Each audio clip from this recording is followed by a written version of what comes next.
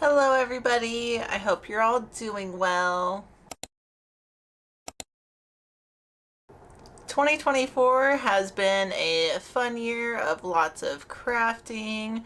I have been getting back into reading, trying to at least read one book a month, which I know is very little for some people, but I read pretty slow. I'm proud that I was able to read at least one book a month. I got back into thrifting and yeah, made some cool stuff and just want to kind of recap all my favorites of this year before we head into the next year. If you've been watching my videos, I'm sure you've seen some of the projects that I've made this year. So I just wanted to pick a few that were my favorite out of everything I made. My first favorite thing I made, and kind of one of the first things I made at the beginning of this year, is my worm scarf.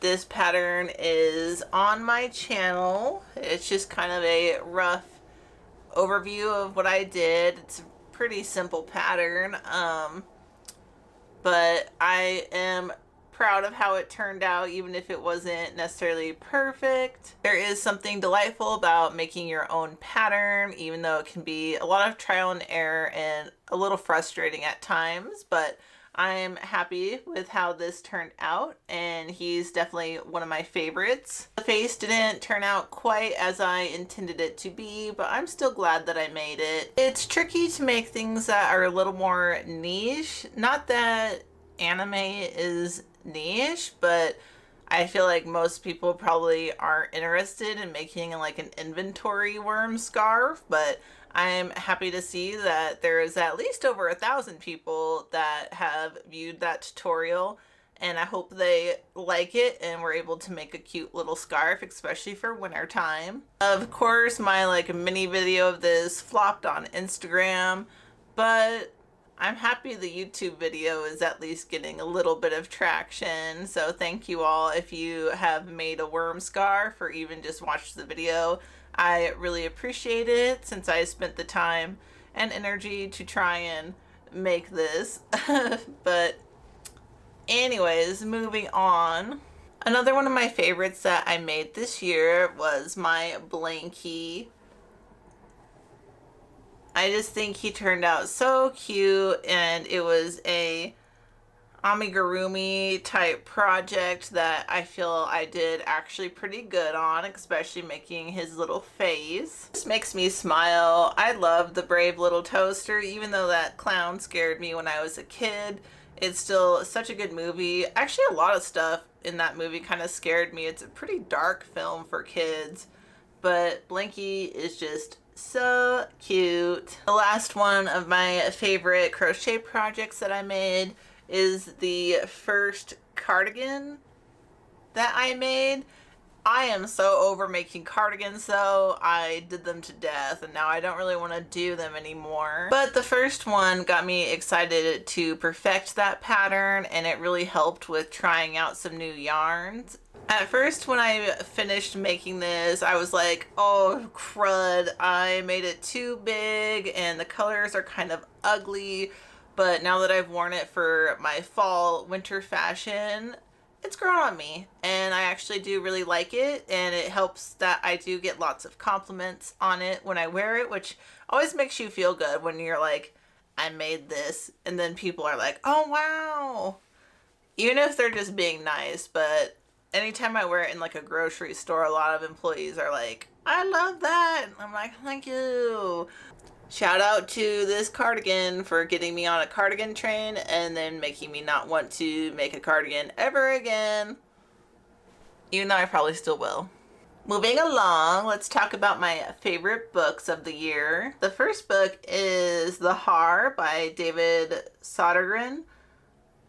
I am on a bit of a sci-fi kick, especially this year. Not sure how or when this popped up on Books You May Like on my Amazon, but the cover really caught my attention. I started reading this on a flight back from Charleston, and it was the first time ever that I felt like a flight went by quickly. I was locked into this story from the first page. It is such a sweet cosmic horror. I cried at the end.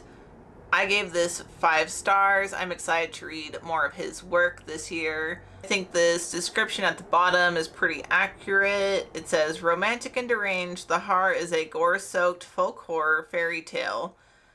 And I definitely agree. I really enjoyed this, and I highly recommend it. My second 5-star book of the year, my second favorite, and it doesn't have a cover to it, but it is the Chris Farley Show.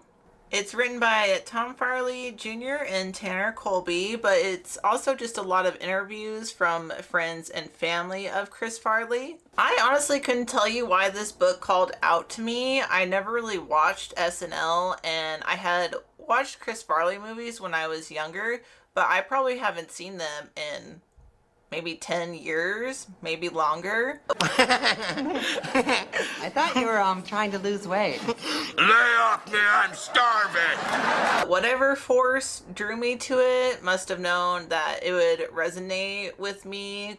I felt really connected to Chris Farley in the sense of being a sad clown, for lack of a better term. Quite a heavy book with the topics that are discussed, but going into it, you know how it's going to end. So, you know, it's just something that you're preparing yourself for.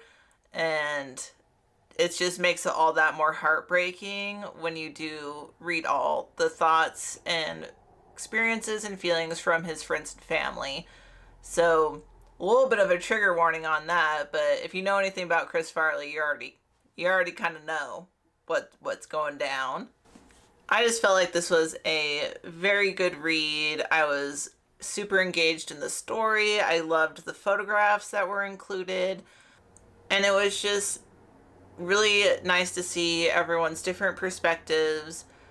Nobody was being hateful, but they weren't shying away from the truth, or at least their truth of their interactions with him. And I just really appreciated the, I guess, nuance to this book. I really enjoyed this. 5 stars. Would read again if you're a Chris Farley fan, and even if you aren't, if you like biographies, this one's really good. Now, let's talk about my favorite thrift finds. First up, we have this cat sweater. This was an immediate purchase out of fear that somebody would somehow steal it from me. What more is there to say about such a gorgeous piece of fashion? The little tassels, the cat decal. The only thing that was a little iffy is it is a medium, so I would have liked a large, but it does fit me. It just hugs a little bit more than I would like, but wow, what a steal. What a great find. 10 out of 10. The rarity of finding shoes in your size while thrifting is almost an out-of-body experience when it happens.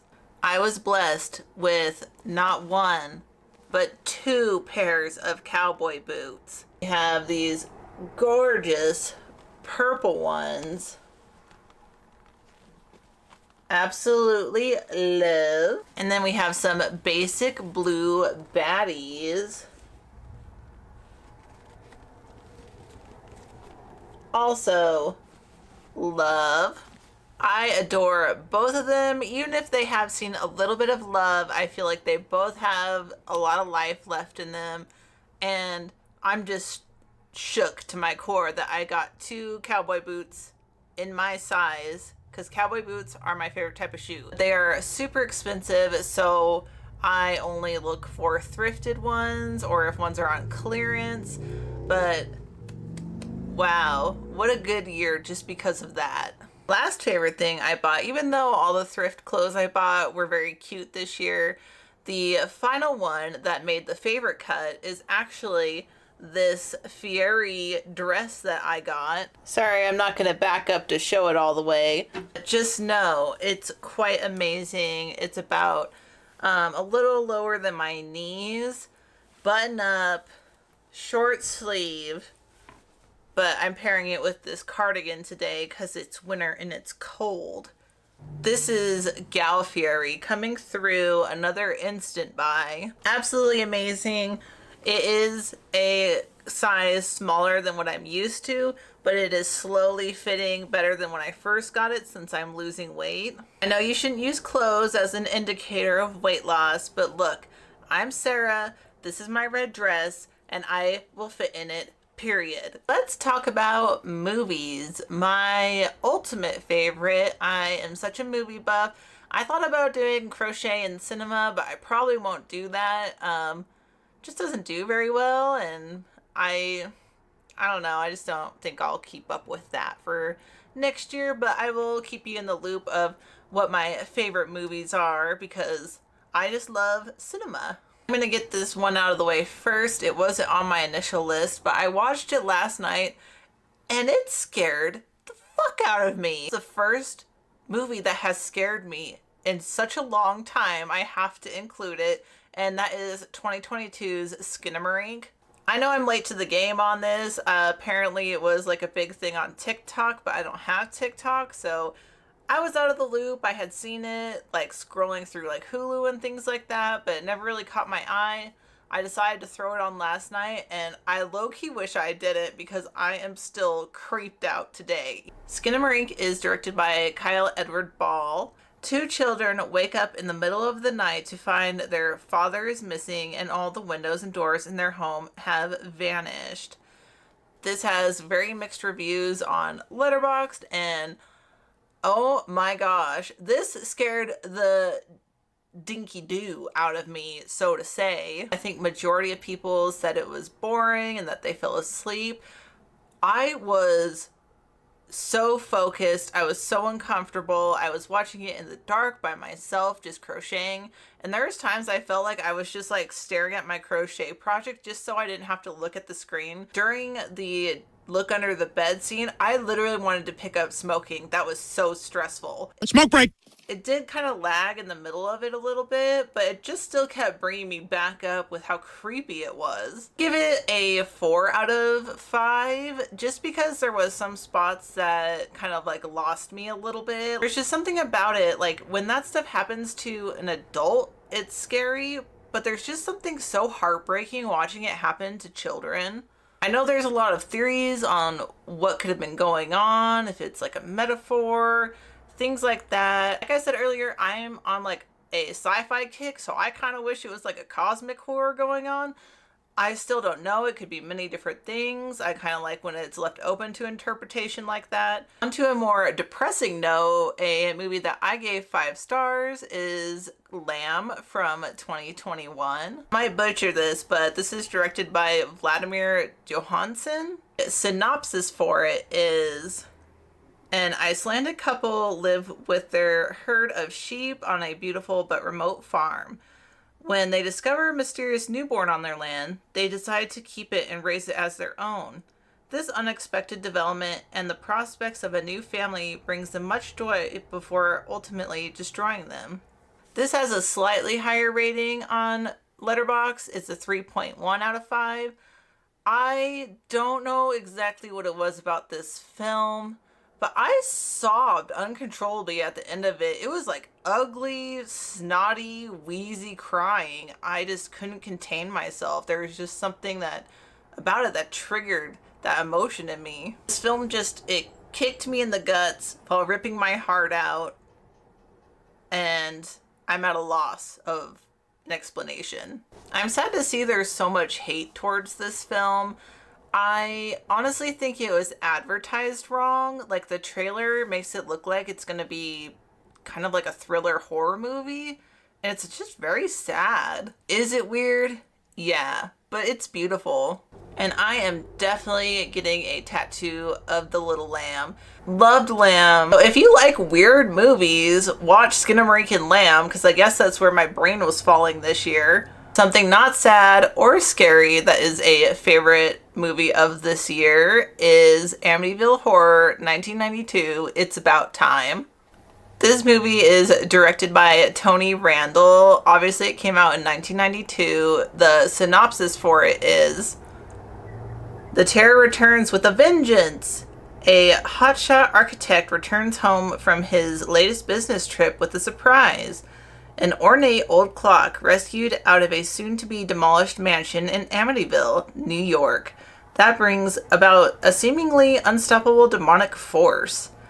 I'm actually kind of happy this has a 2.8 out of 5 on Letterboxd, which I feel like is pretty high, but I mean, I gave it a high rating, so look, this movie is stupid. It's stupid, cheesy, and I enjoyed every single minute of it. Practical effects are awesome, the acting is camp, it's somehow self-aware but taking itself seriously at the same time. I do like that the Amityville franchise tries to do something different with each sequel. In this one, the clock is possessed because it came from the house. I know in another one, I want to say it's a painting that's possessed. I think that was the third one. I don't know. I am a little bit biased because I do believe 1992 is responsible for a ton of horror bangers that kind of went under the radar. Probably because they're bad, so bad they're good, in my opinion. And this movie just became my favorite because of one scene specifically that I couldn't get out of my head, and I had to record it on my phone so I could go back and watch it whenever I wanted to.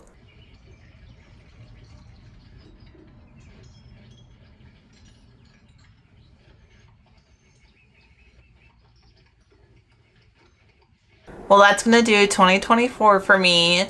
Did you all have any favorites this year? Let me know down below. I know the movies aren't from this year, but I don't go to movie theaters, so typically I wait for things to be available to stream.